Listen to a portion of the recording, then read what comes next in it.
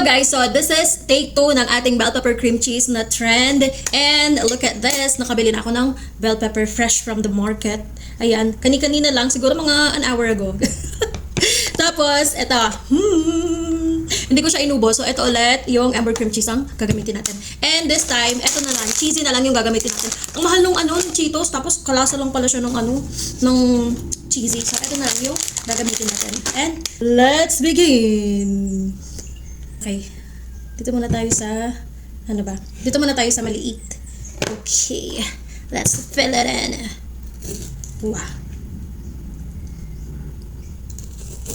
Yung cream cheese, nanigas na siya na parang ice cream. Pero sa chiller ko lang to nilagay. Nakakaloka. Ayan. Ayan. Tapos, lagyan natin siya ng cheesy. Okay. Okay. Chum. Chum.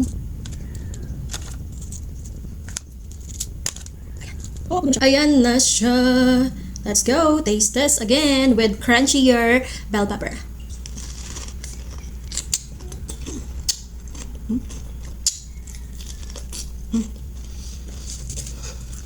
Kahit pa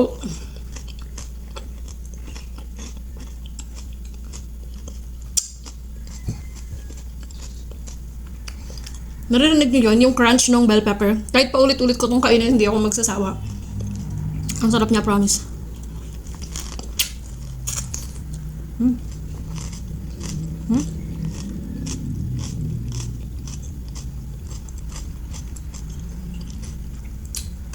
Ang sarap. Mas okay siya kapag fresh yung bell pepper.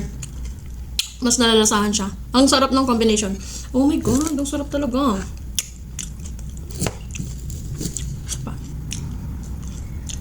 Cream cheese.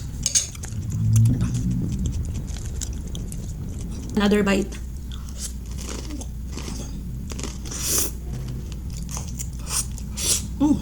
Sarap. Ang sarap talaga. Nakaka-addict siya, sa totoo lang. Nakaka-addict siya. Ang sarap. Masarap yung combination kapag fresh yung bell pepper. Kasi nalalasahan mo talaga siya. Yung una kasi, di ba, lantutay na yung bell pepper niya. So, anong tawag doon? Lumambot na yung sa loob niya, naging tubig na lang siya, kaya hindi na siya masyadong malasahan. Pero this time, malalasahan mo na talaga yung combination, like balance yung taste niya. Hindi lang siya mas malasa yung cream cheese and yung chips. Sarap. Last bite.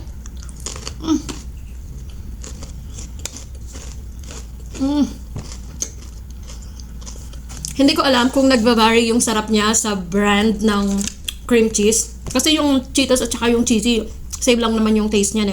Lalo na yung bell pepper. Hindi ko lang sure if nag-vary yung lasa niya. Depende sa brand ng cream cheese. Pero itong Emberg, is it Emberg or Emberge? Basta itong cream cheese na to, masarap siya. Best combination. Medyo mahal nga lang siya, ate. Ito na yung last. Ang laki nito, oh. Nahirapan pa ako maghanap ng green bell pepper kanina kasi puro mga red yung nandun. Ito ha, alam, itong isang piraso na to, 40 pesos to. 40, isa lang, ito. Tapos yung maliit, parang 32 ata, ganyan. Oo, mga nasa 32 siya. Nakakaloka. But, masarap siya. Okay, so let's fill it with cream cheese. Oh yeah.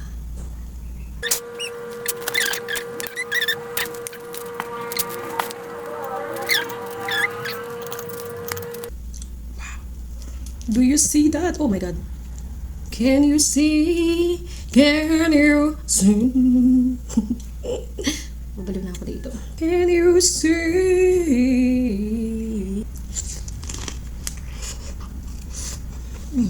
Ang sarap niya talaga.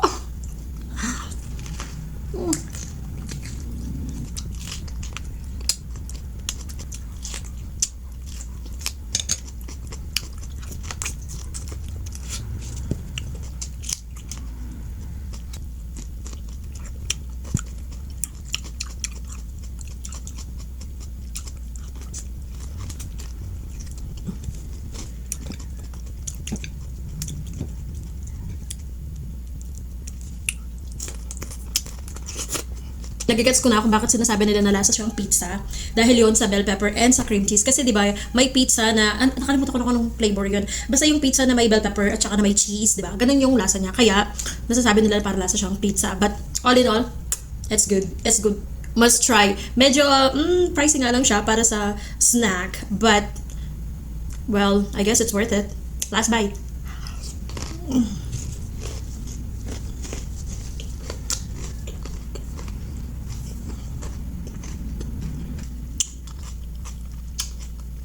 And, ayun, finish.